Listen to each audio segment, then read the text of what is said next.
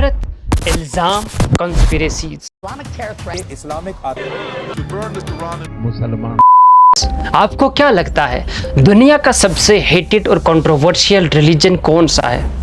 अगर ये सवाल पूछा जाए तो बहुत से लोग पलक झपकते ही जवाब देंगे, इस्लाम। जवाब तो मिल जाएगा, लेकिन असल वजह नहीं कि सिर्फ इस्लाम ही क्यों, जबकि इस्लाम के अलावा और भी हज़ारों रिलीजन्स और आइडियोलॉजीज़ मौजूद हैं।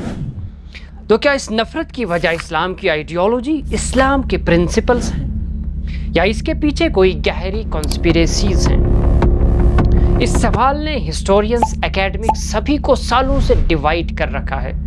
ये सवाल जितना सिंपल है, इसका आंसर उतना ही कॉम्प्लेक्स। तो आइए जवाब ढूंढने चलते हैं, सबसे पहले उस जगह से जहां हर कहानी शुरू होती है, हिस्ट्री। इस्लाम जब आया तो उसने सिर्फ स्पिरिचुअल बिलीफ्स ही नहीं दिए, बल्कि सोशल जस्टिस, अकाउंटेबिलिटी और इक्वालिटी जैसे प्रिंसिपल्स भी प्रमोट किए।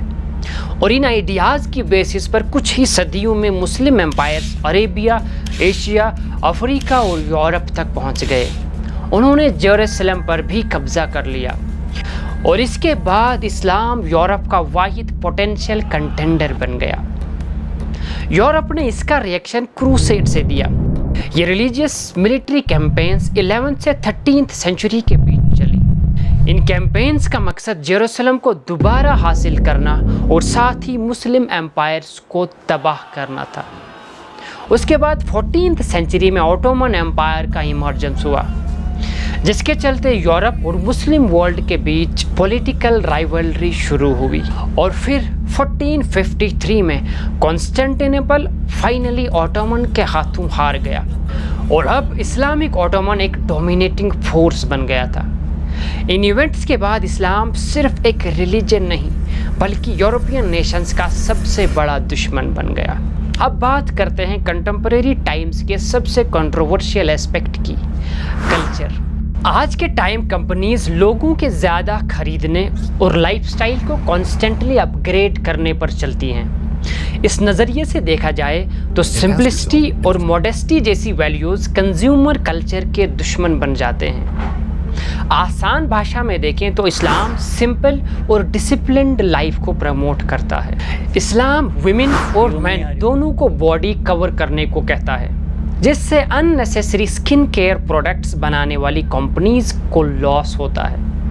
इस्लाम इंटरेस्ट बेस्ड लोन देने से सख्त मना करता है, क्योंकि इससे गरीब का कर्ज कंपाउंडली बढ़ता है और अमीर बिना कुछ किए और अमीर होता जाता है। अल्कोहल सेक्टर जो कि लगभग $2 ट्रिलियन का है, इस्लाम इसको भी डिस्करेज करता है, क्योंकि इससे सोशल बिहेवियर और डिसीजन मेकिंग पर फर्क पड़ सकता है।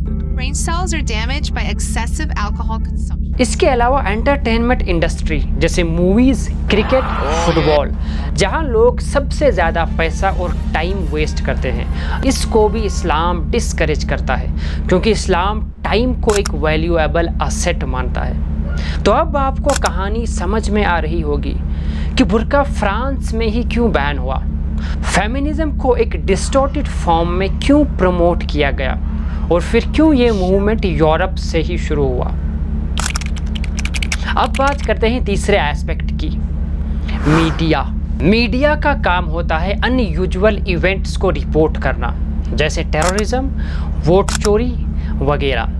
लेकिन जब कोई ऑर्गेनाइजेशन अपने कोर प्रिंसिपल्स को छोड़ देती है, तो उन प्रिंसिपल्स के साथ साथ वो अपनी कॉन्शियंस भी खो देती है, और इसीलिए सिर्फ टीआरपी और वेस्टर्न प्रोपेगेंडा के लिए वो इस कम्युनिटी की रिपीटेड नेगेटिव कवरेज करते रहते हैं, और धीरे धीरे आम लोगों के दिल में इस्लाम के लिए नफ़रत पैदा होती है, और पब्लिक परसेप्शन भी उसी डायरेक्शन में शेप होने लगता है। अब बात करते हैं जियो पॉलिटिक्स की। पिछली कुछ डेकेड्स में जब भी कोई बड़ा कॉन्फ्लिक्ट हुआ, न्यूज़ हेडलाइंस में इस्लाम को रिपीटेडली हाईलाइट किया गया।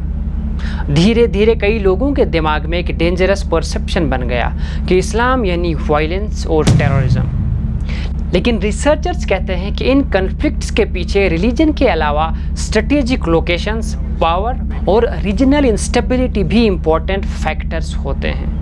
अब आखिरी और सबसे बड़ा सवाल, टेररिज्म। 9/11 हो, ISIS ہو یا دوسرے ایکسٹریمسٹ اٹیکس، انہوں نے اسلام کی گلوبل امیج کو بہت امپیکٹ کیا ہے۔ لیکن ایک امپورٹنٹ ڈفرینس سمجھنا ضروری ہے، جب کوئی ایکسٹریمسٹ گروپ کسی ریلیجن کا نام لے کر وائلنس کرتا ہے تو کیا اس گروپ کو پورے ریلیجن کا ریپریزنٹیٹیو مان لینا صحیح ہوگا؟ اگر آپ کا جواب ہاں ہے تو پھر وہی رول ہر ریلیجن، ہر نیشن پر ایکولی اپلائی ہونا چاہیے۔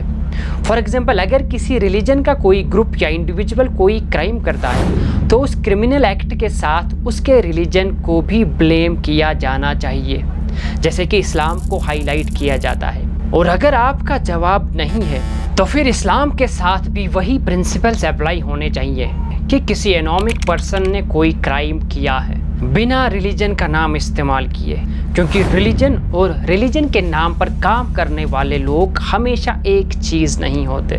تو پھر آخر پر اگر ہم اس سوال کا جواب دینا چاہیں وائی اسلام از ہیٹڈ، شاید اس کا کوئی ایک جواب ہے ہی نہیں۔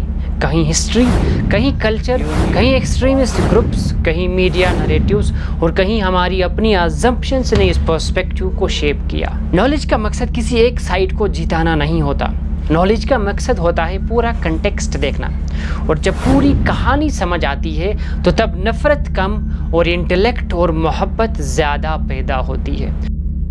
اچھا تو میں چلتا ہوں۔ نہیں بیٹھو، سوجی کا حلوہ کھا کے جانا، بہت دنوں سے بنایا نہیں، آج بیٹا گھر آیا نا، بنا لوں۔